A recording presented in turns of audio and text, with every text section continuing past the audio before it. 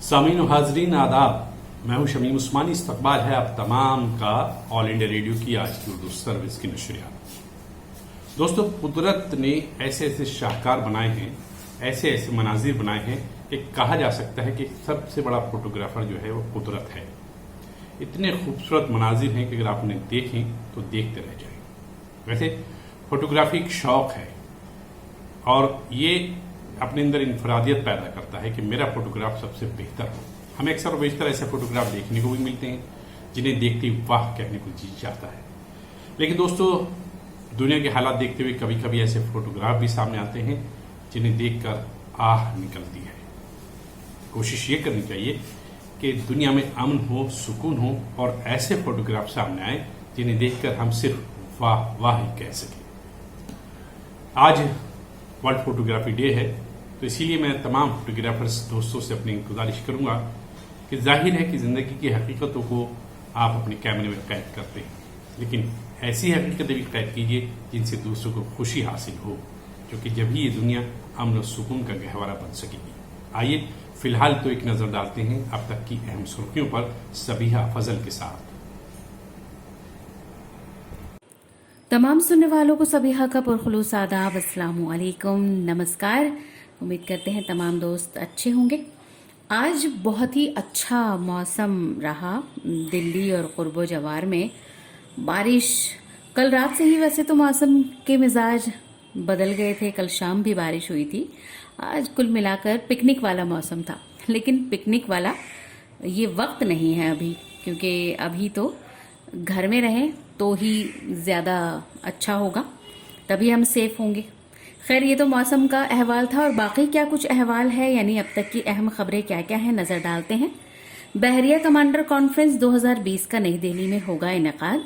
बहरिया के चीफ और कमांडर बड़ी कार्रवाइयों, मटीरियल, तरबियत और इंतजामी सरगर्मियों का लेंगे जायजा।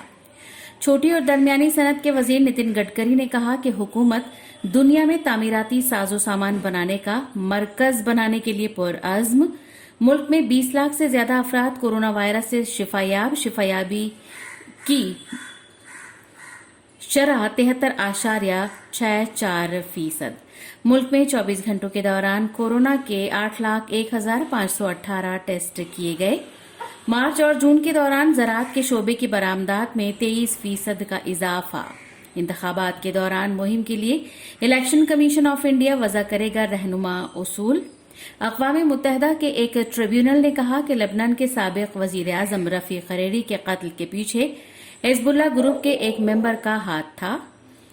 और माली में फौजी बगावत का आगाज, सदर इब्राहिम अबू बकर और वजीर आज़म बोबोसीस को इस्तीफे के बाद फौज ने किया गिरफ्तार।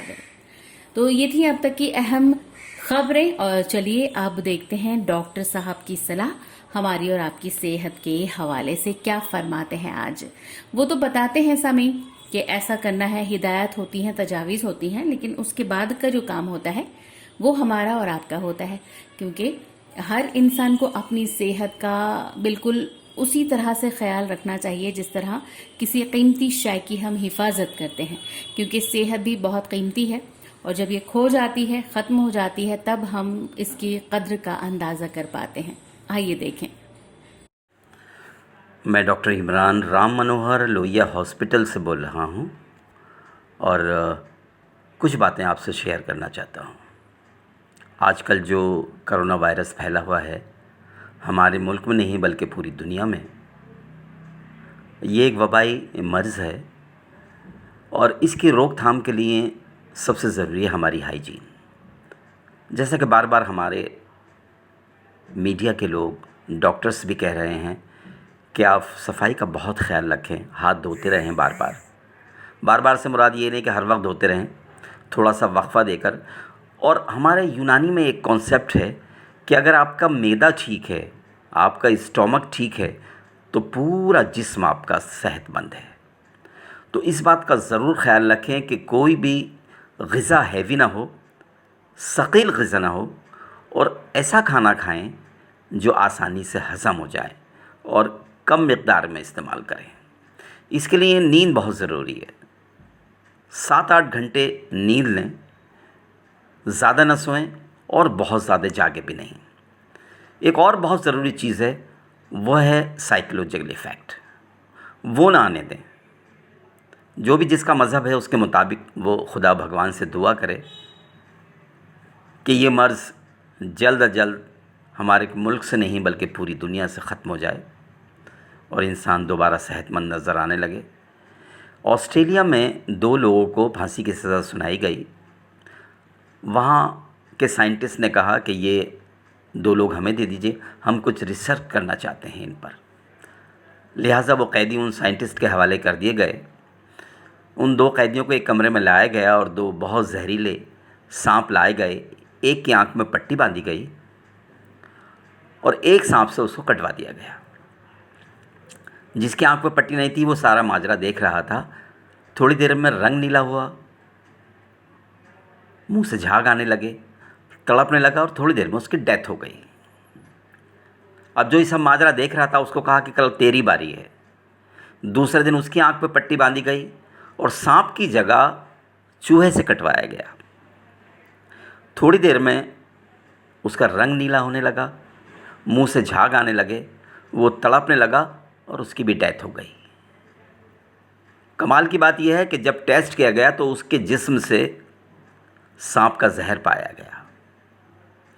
यानी the most important organ of the body, हमारा ब्रेन जो रिसीवर है, वो जिस तरह की चीज़ें रिसीव करता है उसी तरह से हमारी बॉडी मुतासर होती है। तो बहुत ज़्यादा पैनिक होने की ज़रूरत नहीं है, बहुत ज़्यादा सोचने की ज़रूरत नहीं है। इबादत करते रहें और ज़्यादा से ज़्यादा साफ़ रहने की कोशिश करें और पैनिक ना हो। मुझे उम्मीद है कि आप लोग सेहतमंद रहेंगे, स्वस्थ रहेंगे और मैं खुदा से भी ये दुआ करता हूँ कि या खुदा ये बीमारी हमारे मुल्क के साथ साथ सारी दुनिया से गायब हो जाए। लीजिए दोस्तों, डॉक्टर साहब ने सलाह दे दी है कि किस तरह से कोई भी बीमारी हमारे जहन पर असर अंदाज होती है, हमारी नफ्सियात को मुतासिर करती है। लेकिन हमें अपने जहन पर किसी भी बीमारी को, कोविड हो या कोई और बीमारी हो, हावी नहीं होने देना है। जहन की सोच अगर मुस्बत होगी, अगर आपकी सोच मुस्बत है, आप पॉजिटिव थॉट्स वाले हैं, तो यकीन कीजिए कि आप बड़ी से बड़ी बीमारी से लड़ सकते हैं, बड़ी से बड़ी बीमारी पर फतेह हासिल कर सकते हैं। क्योंकि इंसान जो फतेह हासिल कर सकता है वो अपनी सोच और अपनी जहनी कुव्वत के जरिए ही हासिल करता है। और जहनी कुव्वत को बढ़ाने का, जहनी सोच को पॉजिटिव रखने का सबसे बेहतरीन तरीका है जो ज़माना कदीम से चला आ रहा है कि हम रूहानी मजालिस में जाते हैं, मजहबी मजालिस का रुख करते हैं, जहाँ सिर्फ और सिर्फ सुकून हासिल होता है। तो अब पेश खिदमत है भजन, समात फरमाएं और सुकून हासिल करें।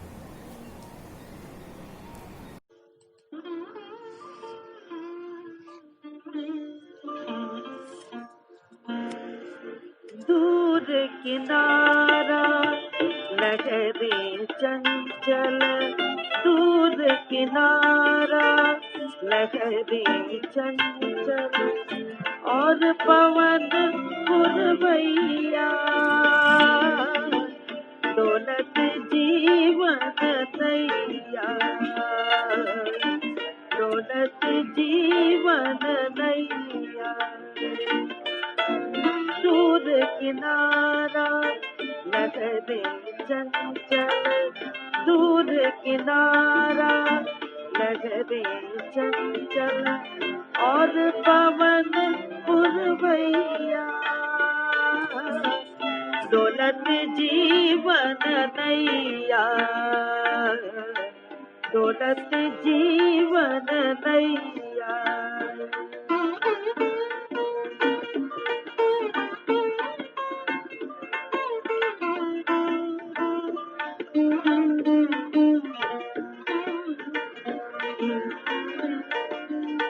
कंपित स्वर से तुम्हें बुलाऊं, कंपित स्वर से तुम्हें बुलाऊं, अखियन से मैं नीर बहाऊं, कंपित स्वर से तुम्हें बुलाऊं, अखियन से मैं नीर बहाऊं तुम बिन मेरा इस जगती में, तुम बिन मेरा इस जगती में धीरज कौन धरैया, दौलत जीवन नैया, दौलत जीवन नैया। हाँ दूर किनारा लहरे चंचल, दूर किनारा लहरे चंचल और पवन पुरवैया, दौलत जीवन नैया, दौलत जीवन नैया।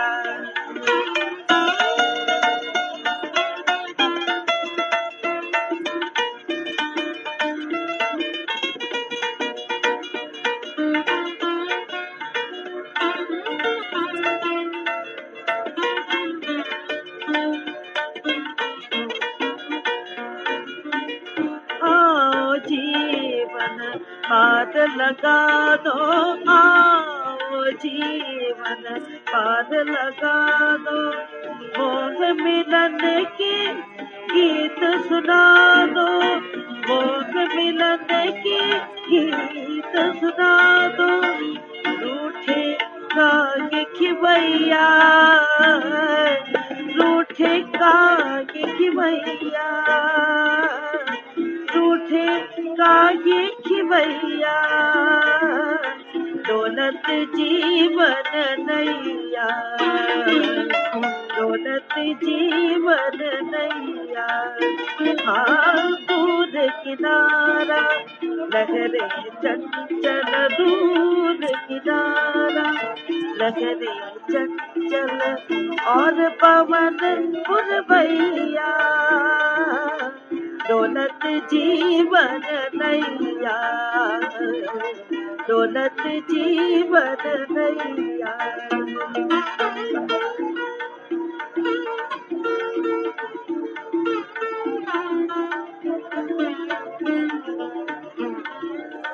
कंपित स्वर से तुम्हें बुलाऊं, कंपित स्वर से तुम्हें बुलाऊं, अखियन से मैं नीर बहाऊं तुम बिन मेरा इस जगती में, तुम बिन मेरा इस जगती में धीरज कौन धरैया, दौलत जीवन नैया, दौलत जीवन नैया। यकीनन यकीनन दोस्तों और साहिबों, भजन सुनकर सुकून हासिल हुआ होगा, क्योंकि इस तरह की जो कलाम है वो हमें सुनकर कहीं ना कहीं हमें अपने आप से मुतारिफ कराते हैं, हमें उस भगवान, उस अल्लाह, उस वाहिगुरु या उस गॉड की तरफ ले जाते हैं जो तमाम दुनिया का खालिक और मालिक है। दोस्तों, इंसान का घूमना घुमाना हमेशा से उसका शौक रहा है। वो कभी सैरानवर्दी करता रहा है, कभी समंदरों पर सीना चाक करता रहा है समंदरों का, इसलिए उसने नए नए इलाके भी दरियाफ्त किए। लेकिन कुछ मकामात ऐसे हैं जो बहुत तारीखी हैं और मजहबी हैं। आज हम आपको एक ऐसे ही मकाम शुक्रताल के बारे में मालूमात दे रहे हैं जो बहुत अहम भी है और बहुत मजहबी मकामात है।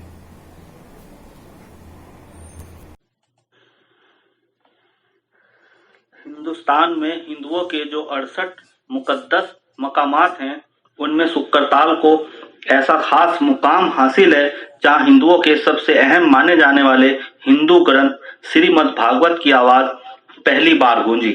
वहां के बारे में यह भी यकीन के साथ कहा जाता है कि वह मकाम मगफरत है।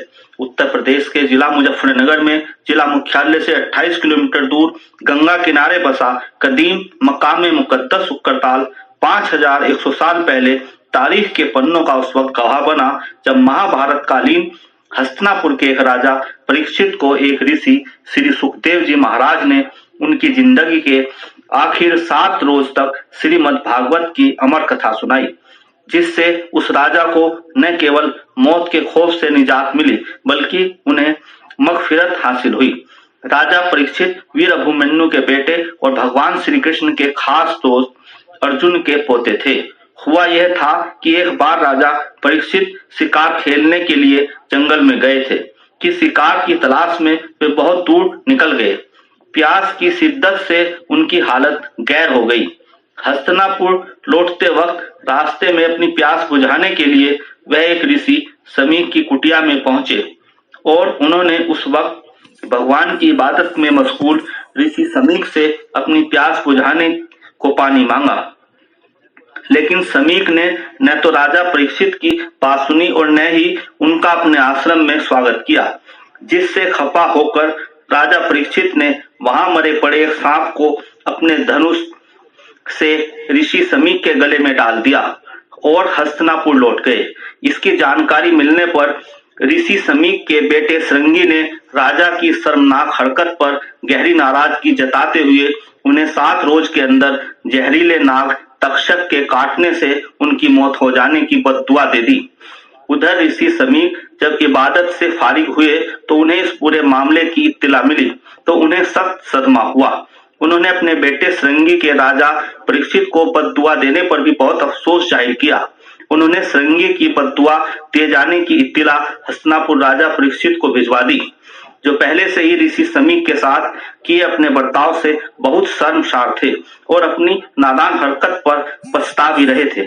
राजा परीक्षित ने श्रृंगी की बद्दुआ को तस्लीम किया और हस्तिनापुर का राजपाट अपने बेटे जन्मेजय को सौंपकर मौत का फरमान कबूल करने के लिए सुक्करताल की ओर रवाना हो गए।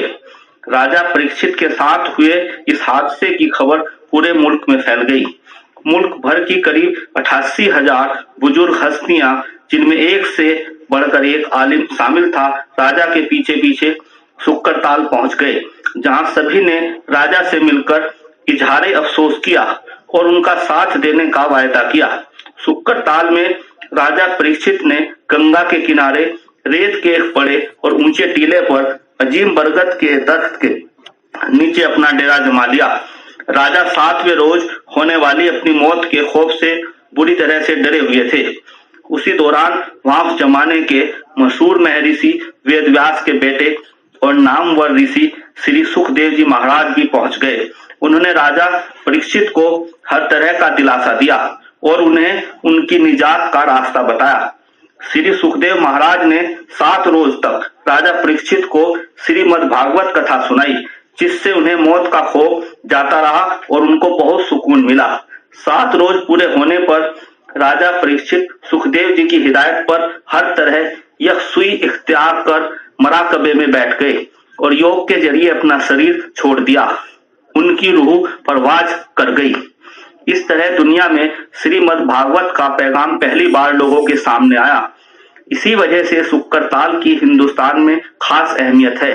बरगद के जिस बड़े पेड़ के नीचे मशहूर आलिम श्री सुखदेव महाराज ने श्रीमद् भागवत कथा राजा परीक्षित को सुनाई थी, वह पेड़ अब भी वहां बतौर गवाह मौजूद है।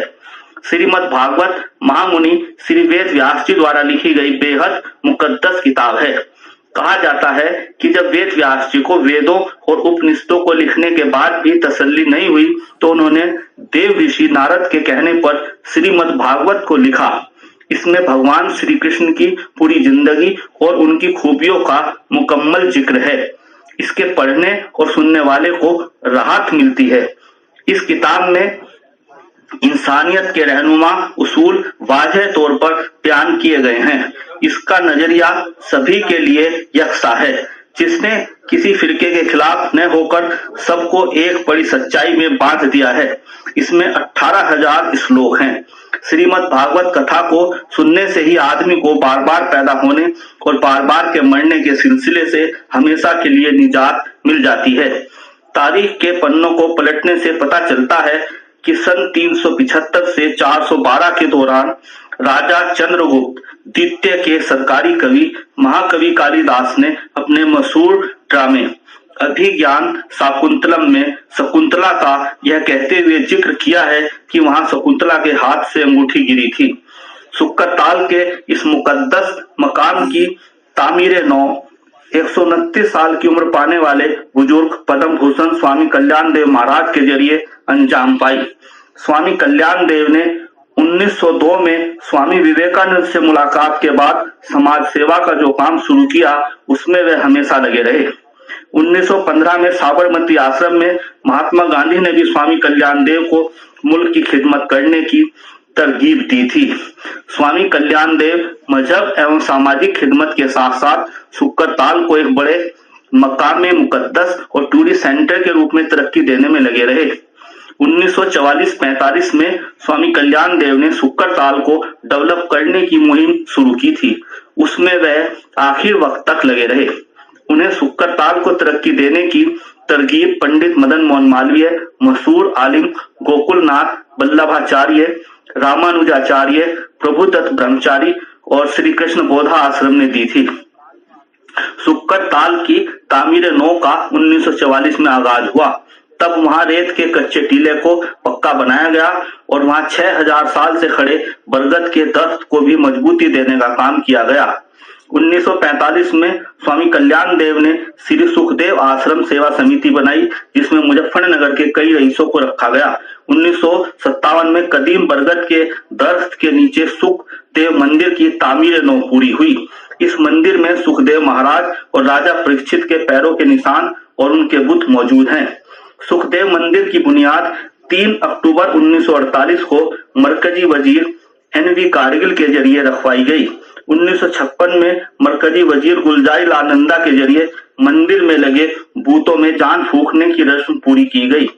1956 में उत्तर प्रदेश के वजीर आला डॉक्टर संपूर्णानंद ने यज्ञशाला का इफ्तिताह किया। 1960 में गीता भवन बनकर तैयार हुआ। शुक्रताल में भगवान शंकर, भगवान राम, हनुमान और शाकुंभरी देवी के मंदिर बने हुए हैं। वहां संस्कृत यूनिवर्सिटी भी है। शुक्रताल में 72 फुट ऊंचा हनुमान जी का और 35 फुट ऊंचा भगवान श्री गणेश जी के बुत लगे हुए हैं, जो वहां पहुंचने वाले जायरीन और टूरिस्टों के दिल को लुभाते हैं। वहां दर्जनों धर्मशालाएं और आश्रम बने हुए हैं। 26 नवंबर 1958 को हिंदुस्तान के पहले वजीर आजम पंडित जवाहरलाल नेहरू शुक्रताल आए थे, जहां उन्होंने सभी मजहबी रस्में पूरी अकीदत के साथ अदा की। वहां जायरीन के नहाने के लिए गंगा के पक्के घाट बनाए गए हैं। इस तरह हिंदुस्तान में शुक्रताल की अहमियत हरिद्वार, बनारस, इलाहाबाद, अयोध्या और चित्रकूट से किसी भी मायने में कम नहीं है। दिल्ली से शुक्रताल जाने के लिए सड़क के रास्ते मौजूद हैं। वहां हर रोज हजारों जायरीन जाते हैं। हर साल बैसाखी पर वहां गंगा स्नान का कई रोज चलने वाला बड़ा मेला भी लगता है। दोस्तों, शुक्रताल की सौती सैर आपको करा रहे थे जनाब SK सिंघल। यकीनन आपको अंदाजा हुआ होगा कि वो कितना अहम मजहबी मकाम है और आपकी मालूमात में इजाफा भी हुआ होगा। रेडियो का मकसद यही है दोस्तों कि वो आपको मुख्तलिफ मकामात की, मुख्तलिफ अशिया की, मुख्तलिफ टॉपिक्स पर मालूमात देता रहे और आपकी मालूमात में इजाफे का सबब बनता रहे। और आप लोगों के ताउन से, यानी आप लोगों की कॉपरेशन से और खुदा के करम से हम इस मकसद में कामयाब हैं। आइए आगे के प्रोग्राम के लिए रुख करते हैं ज़बीहा फजल का। तमाम सुनने वालों का एक बार फिर से स्वागत है, इस्तकबाल है हमारे आज के प्रोग्राम में। तमाम दिन की भागदौड़ के बाद ये वक्त होता है थोड़ा सा सुकून का, और इसी वक्त में हम लेकर आते हैं आपके लिए अपनी नशरियात सोशल मीडिया लाइव के जरिए। खाना कुछ लोग खा चुके होंगे और कुछ लोगों ने अभी नहीं खाया होगा। जो लोग खाना खा चुके उन्होंने बहुत अच्छा काम किया, क्योंकि माहिरीन बताते हैं कि रात का खाना सोने से कम 3 घंटे कबल तो हो जाना चाहिए। तो अगर सरे शाम, मतलब शाम होने के कुछ ही देर के बाद खाना खा लिया जाए तो बहुत अच्छी बात होती है। देर रात में खाना जो है वो निज़ाम हाजमा के ऊपर असर डालेगा जनाब।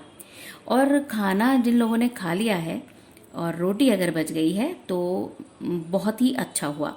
वैसे कहते तो यही है कि जो बासी खाना होता है वो सेहत के लिए मुज़ीर होता है, लेकिन जो रोटी होती है बासी, ये सेहत के लिए बहुत ज़्यादा फ़ायदेमंद होती है। तो इसे संभाल लीजिए, सुबह नाश्ते में काम आएगी आपके। और जिन लोगों ने अभी खाना नहीं खाया है वो कोशिश करें कि एक रोटी अपने नाश्ते के लिए बचा के रखें। बता दूं आपको कि ये किन किन चीज़ों में आपको फ़ायदा दे सकती है। डायबिटीज़ बहुत तेज़ी के साथ बढ़ता हुआ एक ऐसा मरज़ है जो बहुत तेज़ी के साथ फैल रहा है। ऐसे मरीजों के लिए जो शुगर के पेशेंट हैं उनके लिए बासी रोटी फ़ायदेमंद होती है। सुबह आप दूध के साथ इसे खा सकते हैं, तो ये आपके जिस्म में जो शुगर का बढ़ने लगता है सतह जो बढ़ने लगती है उसमें उसे कंट्रोल करती है, उसमें ये आपको फ़ायदा देती है। इसके अलावा कहते हैं कि हाई ब्लड प्रेशर की अगर परेशानी है किसी को तो भी बासी रोटी खाना उसके लिए फ़ायदेमंद होता है। ठंडे दूध में बासी रोटी खाइए तो जो बढ़ा हुआ ब्लड प्रेशर है वो कंट्रोल हो जाता है। पेट की बीमारियों और एसिडिटी के लिए भी काफ़ी फ़ायदेमंद होती है सुबह नाश्ते में खाई जाने वाली रात की बची हुई रोटी, तो आपको काफ़ी फ़ायदा होगा। और बासी रोटी कहते हैं सेहत बनाने के लिए भी फ़ायदेमंद है। कई फिटनेस सेंटर्स जो हैं और जो जिम्स हैं वहाँ पर जो एक्सरसाइजेस कराते हैं लोग, तो वो ये मशवरा देते हैं सामीन कि सुबह आप इस वक्त जो खाएं नाश्ता जो करें उसमें रात की बची हुई यानी बासी रोटी का इस्तेमाल करें, तो सेहत के हिसाब से काफ़ी फ़ायदेमंद है ये। इसके अलावा जो ताज़ी रोटी हम खाते हैं उसके मुकाबले में बासी रोटी जो है वो ज़्यादा उसमें ऐसे अज्जा ज़्यादा होते हैं जो ताज़ी रोटी में नहीं होते, क्योंकि ये काफ़ी लंबे वक्त तक मतलब इसको काफ़ी घंटे मिल जाते हैं, तो इसमें जो सेहतमंद बैक्टीरिया होते हैं वो पनप जाते हैं जो हमारी सेहत के लिए फ़ायदेमंद होते हैं। यानी जब हम ये रोटी खाएंगे तो हमारे जिस्म को काफ़ी फ़ायदा होगा। तो ये थी कुछ बातें बासी रोटी खाने के हवाले से, जिसे उमूमन हम ये समझते हैं कि शायद अब ये हमारे खाने के लिए सही नहीं है। अक्सर हमने देखा कि लोग जब सुबह ऑफिस के लिए निकलते हैं तो रात की जो बची हुई रोटी होती है वो साथ लेकर निकलते हैं, रास्ते में कहीं किसी जानवर को भी दे देते हैं। वो भी एक अच्छी बात है कि आप उनका भी ख्याल रखिए, क्योंकि उनकी भी जिम्मेदारी कहीं ना कहीं हमारे ऊपर और आपके ऊपर होती है। लेकिन कोशिश ये भी कीजिए कि एक रोटी आप अपने लिए भी नाश्ते में बचा सकें जो आपको फ़ायदा देगी और आपकी सेहत को, आपके इम्यून सिस्टम को, आपकी क़ुव्वत मुदाफ़ियत को बढ़ा देगी। ये थी कुछ काम की बातें। वैसे तो छोटी छोटी बहुत सारी बातें ज़ेरे बहस आती रहती हैं और हम अपने तमाम सुनने वालों से कहते भी हैं कि माशाअल्लाह सुनने वाले भी काफ़ी अक्लमंद भी हैं और तजर्बेकार भी हैं। तो कुछ आप भी अपने तजर्बे, कुछ मशवरे, कुछ टिप्स हमारे साथ शेयर कर लिया कीजिए। तो कोई मजाका नहीं है, हमने तो जितना हमें पता होता है हमारी तो कोशिश रहती है, हमने आपसे बांटना ही होता है वो तमाम की तमाम बातें। तो आप ज़रूर आज से ही छुटकारा पाएंगे बहुत सी परेशानियों से सेहत की जानिब से, अगर आप रात की जो ये रोटी है बची हुई इसका सुबह नाश्ते में करेंगे इस्तेमाल। ठंडा दूध ले लीजिए आप, हल्का सा गुनगुना, या फिर दूध ले लीजिए अगर आपको ठंडा दूध सूट नहीं करता है। और आज मतलब आने वाली जो सुबह है इंशाल्लाह कर दीजिए इसका इस्तेमाल शुरू। ऑल इंडिया रेडियो की उर्दू सर्विस से आप सोशल मीडिया लाइव के जरिए सुन रहे हैं हमारी नशरियात, हमारी और आपकी बातें जारी हैं। अभी एक खूबसूरत सी गज़ल है जगजीत सिंह साहब की आवाज़ में आप सबके लिए।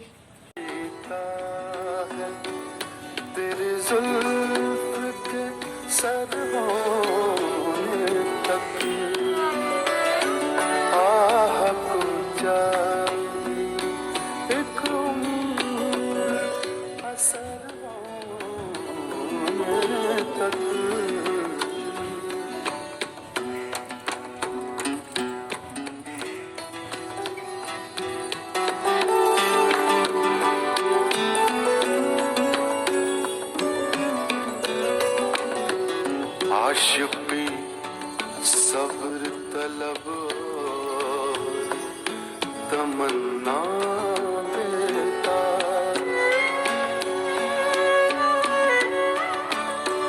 आशिक़ी सब्र तलब तमन्ना देता, दिल का क्या रंग करूं,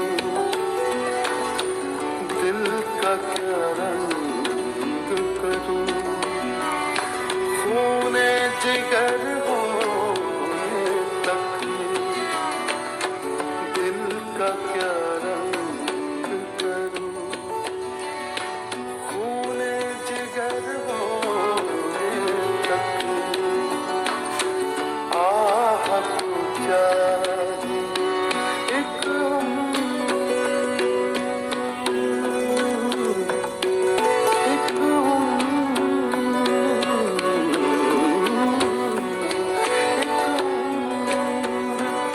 असर होने तक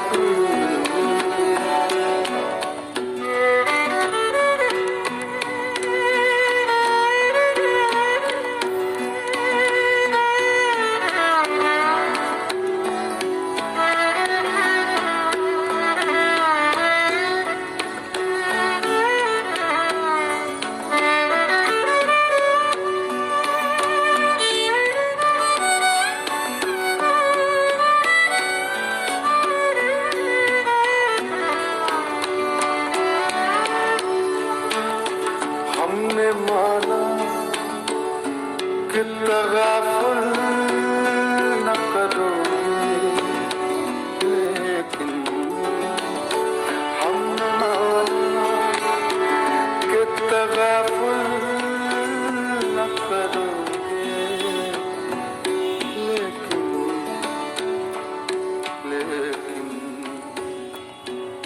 लेकिन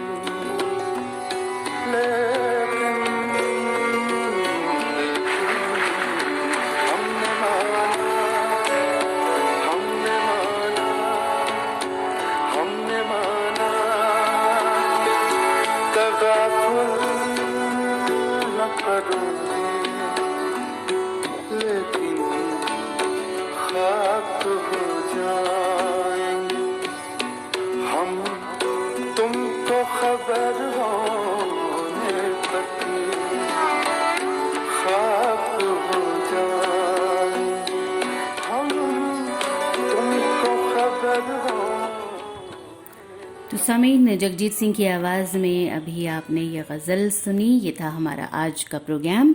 फ़िलहाल आज की नशरियात का वक्त भी देखिए ख़त्म हो गया है, तो आइंदा प्रोग्राम में हम कुछ और मालूमात लेकर आएंगे आपके लिए, कुछ और बातें होंगी हमारी आप सबके साथ में। बस चलते चलते सिर्फ यही कहना चाहेंगे कि अपना ख्याल रखिए, सेहतमंद रहिए हमेशा। आपकी सेहत हमारे लिए बाइस इत्मीनान है, यकीन जानिए। फिलहाल आज का प्रोग्राम ख़त्म करने की सबीहा को दीजिए इजाज़त। खुदा हाफिज़।